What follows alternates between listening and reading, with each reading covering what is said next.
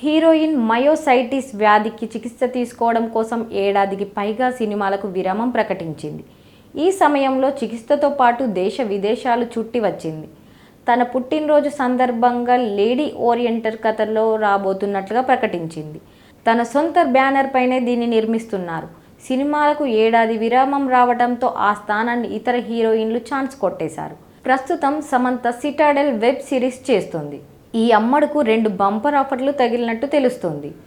అట్లీ దర్శకత్వంలో అల్లు అర్జున్ కథానాయకుడుగా నటించబోతున్న చిత్రంలో సమంత హీరోయిన్గా ఎంపికైనట్లు తెలుస్తుంది. సన్ పిక్చర్స్, గీతా ఆర్ట్స్ సంయుక్తంగా నిర్మిస్తున్నారు. దీని తర్వాత మరో ఆఫర్ను కూడా కొట్టేసింది. రామ్ చరణ్ కథానాయకుడుగా సుకుమార్ దర్శకత్వంలో ఓ సినిమా రాబోతుంది. ఇందులో హీరోయిన్గా సమంతను ఎంపిక చేశారు. సమంతకు దర్శకుడు సుకుమార్ గతంలో మాటిచ్చినట్టుగా ఆమెను హీరోయిన్గా తీసుకున్నారు.